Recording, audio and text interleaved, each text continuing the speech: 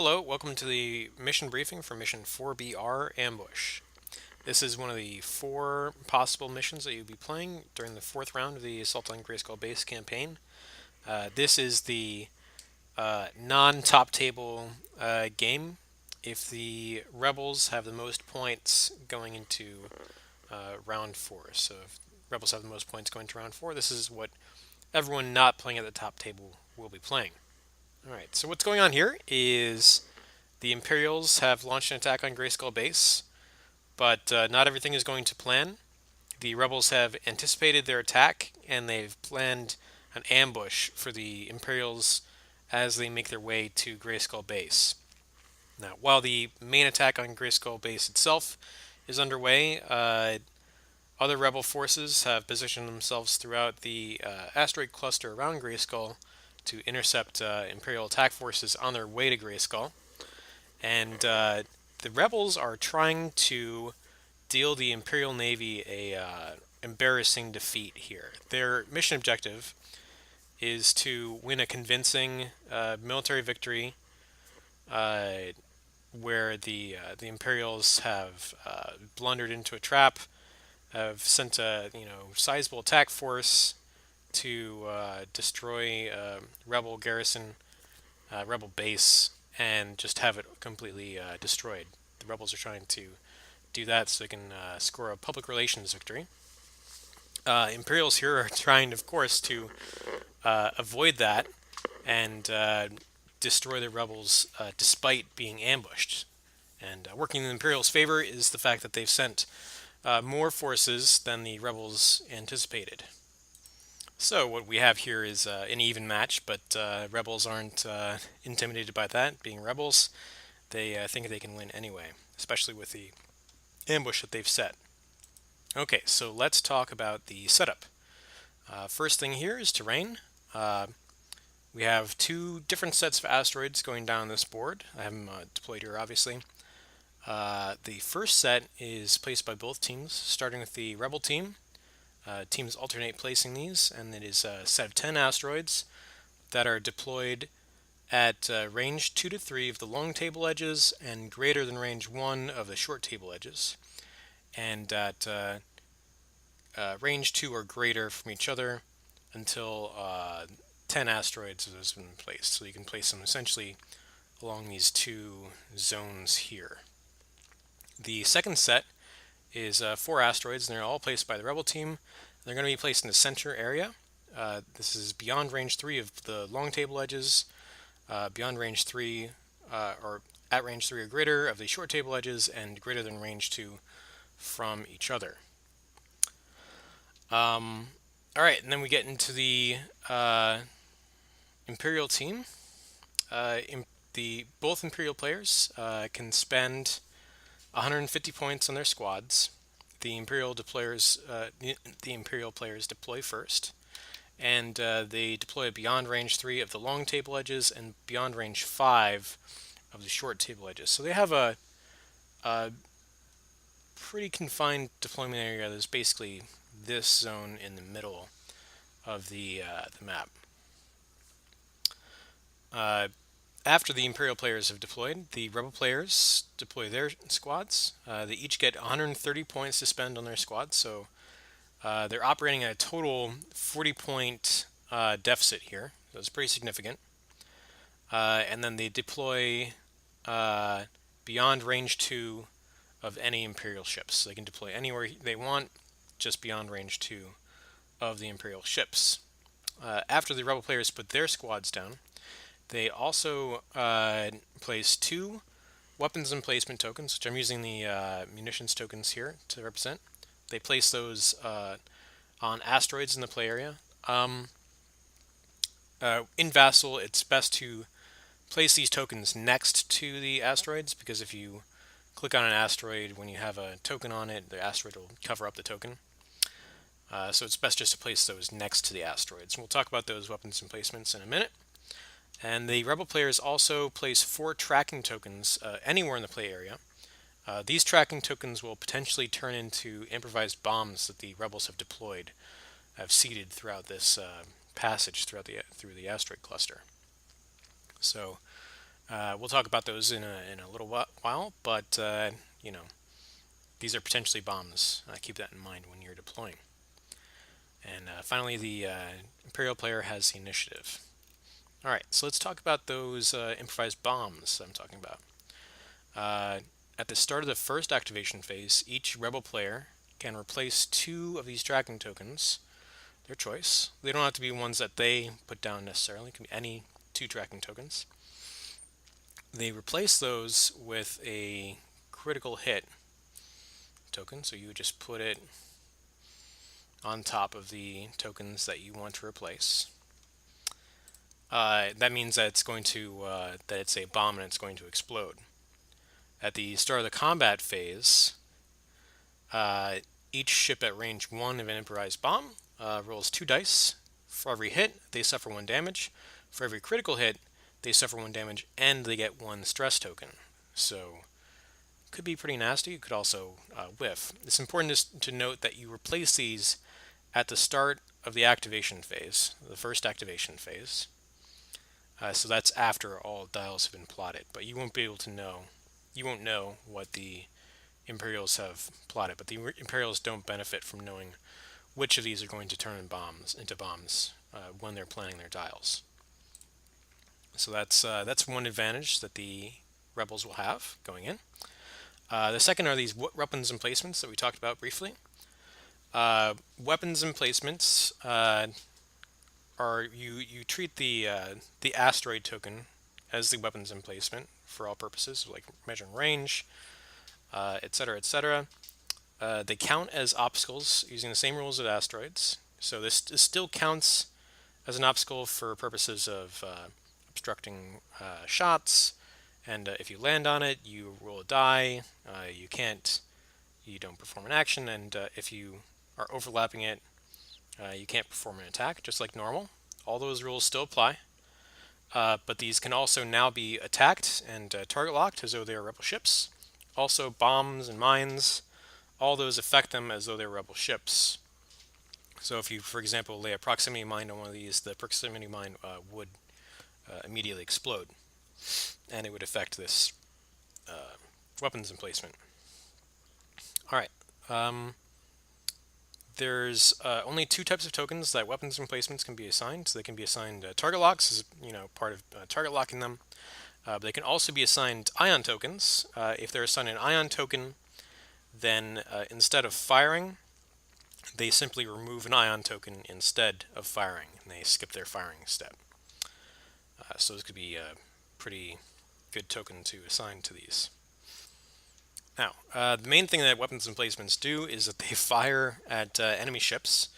You don't get to select what ship they fire at. They automatically fire at the nearest enemy ship. They do it at pilot skill 12, so probably going first. And all of their attacks are treated as primary weapons attacks with an attack value of 3, and firing outside of the primary firing arc. So they don't have a primary firing arc anywhere. So everything is counted as outside of the primary firing arc. So, for example, auto thrusters would always trigger against these attacks. Otherwise, they're the primary weapons attacks. So if you're attacking something at range 1, the weapons emplacement will roll 4 dice. If you're attacking at range 3, then the defender rolls 1 extra defense dice, just like a normal attack. It's also important to note that weapons emplacements can change 1 focus result to a hit result after rolling the attack dice. Something else to say about these is that they cannot attack ships that are overlapping the weapons emplacement itself. So this weapons emplacement cannot attack this TIE fighter. Likewise, this TIE fighter wouldn't be able to attack this weapons emplacement, although that should be pretty obvious because it's an asteroid. It uses asteroid rules. Normally you can't attack while you're overlapping an asteroid anyway. Whenever weapons emplacement is attacked, it always rolls 2 defense dice, no matter what sort of game effects are being applied to it. It's always 2 dice, no exceptions. And when it suffers damage of any type, you assign it a damage token. So I have some over here. You assign a damage token like that.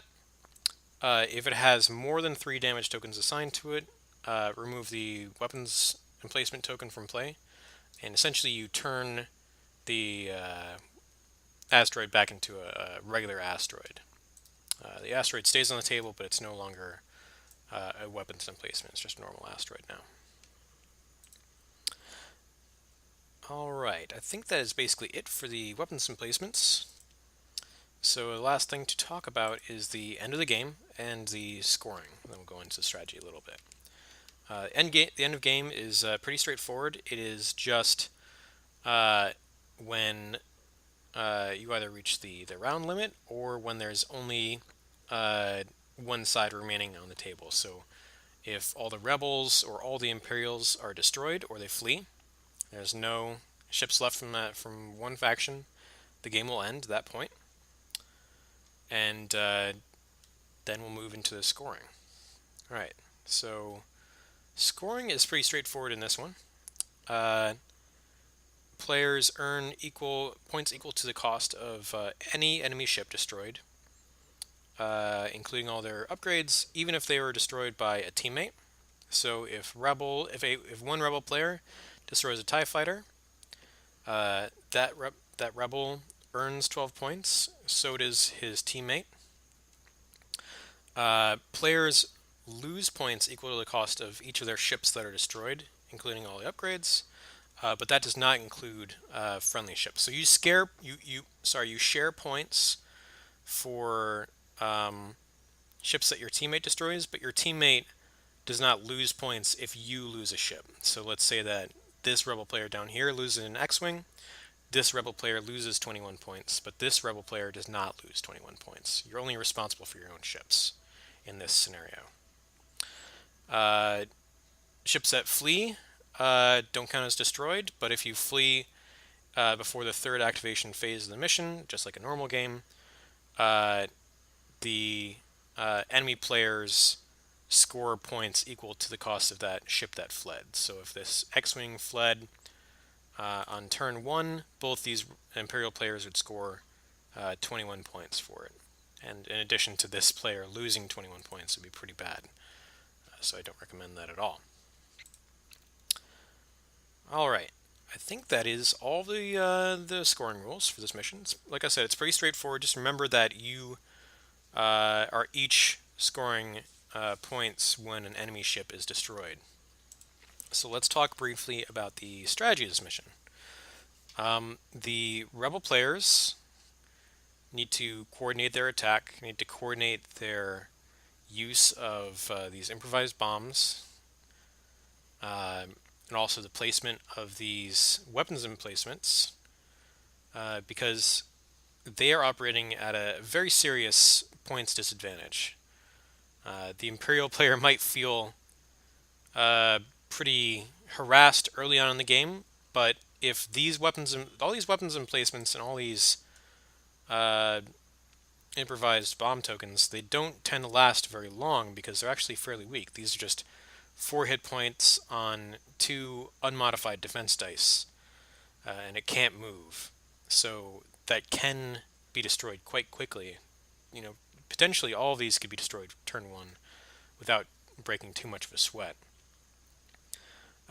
It's also possible that the Imperials will be able to avoid a good amount of your improvised bombs as the rebels if you guess incorrectly as to where the Imperial players are going to send their forces on turn 1, because you don't know where they're going to fly before you decide which bombs are going to detonate. So all of that has to be thought through very carefully, because you basically have to turn these improvised bombs and these weapons emplacements on top of your